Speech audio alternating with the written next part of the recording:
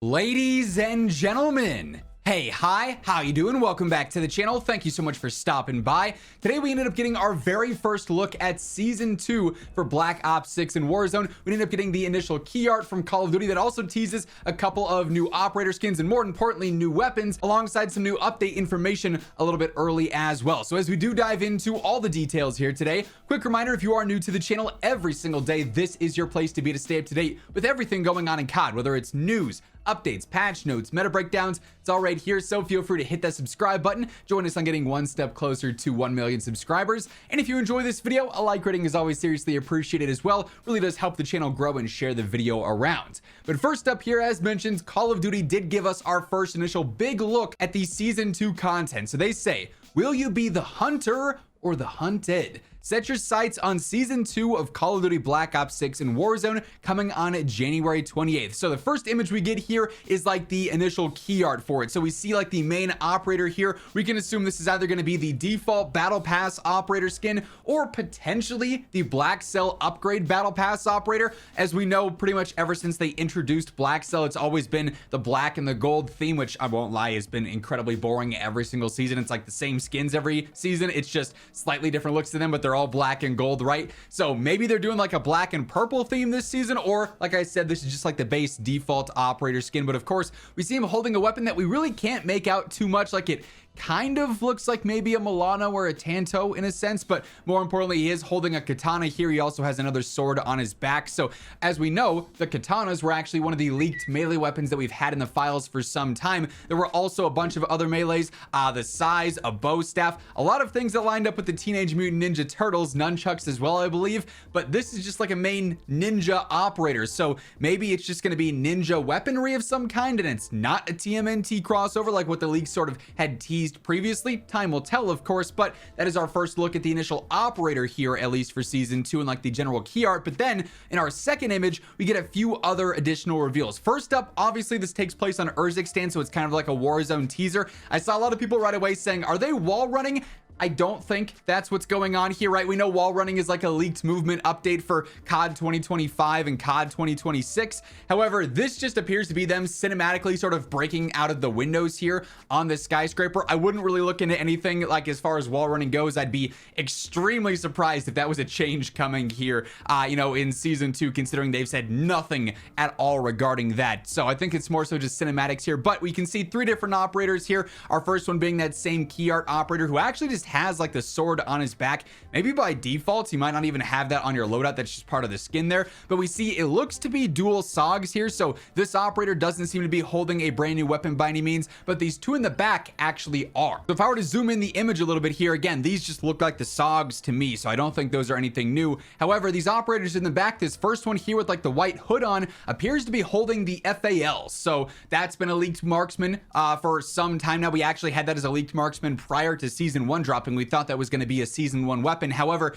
now we see it in this official key art here. So it does appear the FAL is going to be returning either as an assault rifle or, as it was leaked, a marksman here in Season 2, likely as a part of the battle pass. Typically the weapons teased in the cover art and the key art for any given season are those main battle pass ones. Then we'll have other ones introduced via new events or challenges further on down the road with Season 2 Reloaded or whatever else. And then also in the background here with this other operator, we have a direct confirmation now the PPSH is returning. We of course got that initial teaser from Treyarch in their 115-day blog post saying an iconic SMG is returning. A lot of us defaulted to, oh, it's got to be the MP40, right? And then a leak came out from Alex on Twitter, one of the data miners, saying that it was the P41 SMG Perth, I think was the code name for it. And so a lot of people said, oh, P41, PPSH 41, maybe that's what it's going to be. And there was just a lot of speculation for it, but now we do have it official. The PPSH is going to be that new SMG. So these are not all the weapons coming in Season 2. Will likely, like I said, have other ones coming later on down the road and others revealed in the official roadmap and everything there. But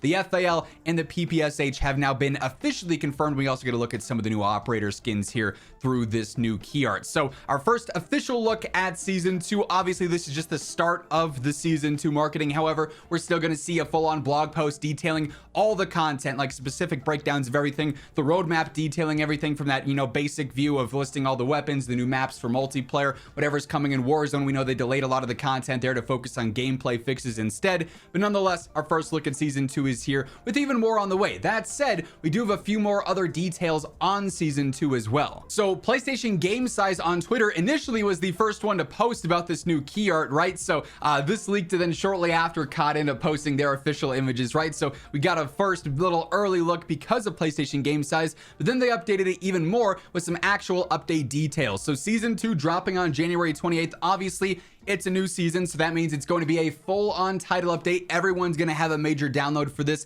and this is going to be the 1.67 update. So there should be a preload for this that'll likely drop, you know, early next week, maybe Monday or early morning Tuesday before the patch goes out, at least on PlayStation and Battle.net. So the 1.67 update will be downloadable then. And then according to PlayStation Game Size, this is just the PlayStation size. It'll be similar to this on other platforms, but not exactly one-to-one. The current game size via the 1.66 update is 99 gigs. With this new update, and once the download is fully done, it'll be 109 gigs. So it's about a 10 gig update, at least according to these early details here from PlayStation Game Size. That means it'll roughly be around that same size on Xbox, then on PC as well. Again, maybe not the exact value there. It also depends on what you have installed. If you don't have campaign downloaded, if you don't have, you know, other things downloaded, you might not have that same exact update size. But this is a new update pack for BO6 campaign, MW2, MW3, and Warzone. Obviously, with this, even if you're not playing Black Ops 6 right now, you're just an MW2 player, you're just a DMZ player or whatever,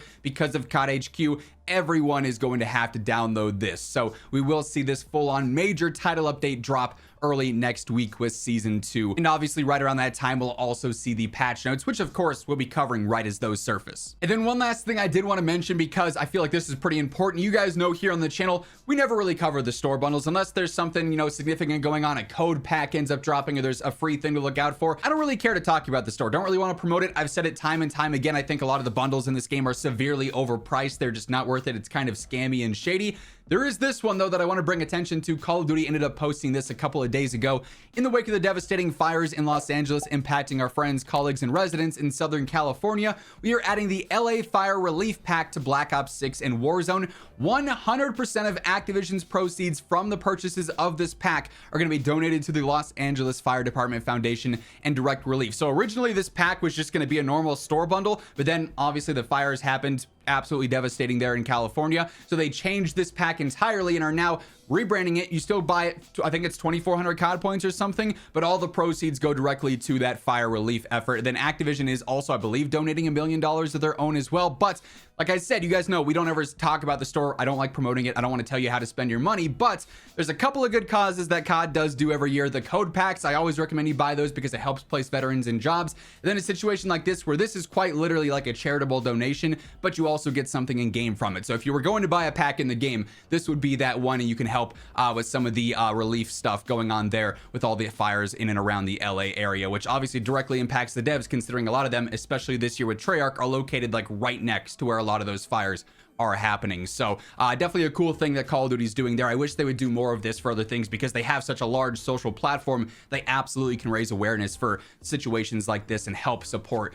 you know, rough situations like this. So I did want to bring some attention to that as well. But yeah, just the start of the week, of course, we've got even more reveals and updates and announcements inbound in relation to season 2, the battle pass, roadmap, detailed blogs, everything like that. If you guys want to make sure you're in the know for everything going on right as it happens, this is the place to be. So feel free to hit that subscribe button and turn on those post notifications. But once again, thank you so much for tuning in, and until next time, take it easy, have an awesome rest of your day, and I'll catch you later. Peace out.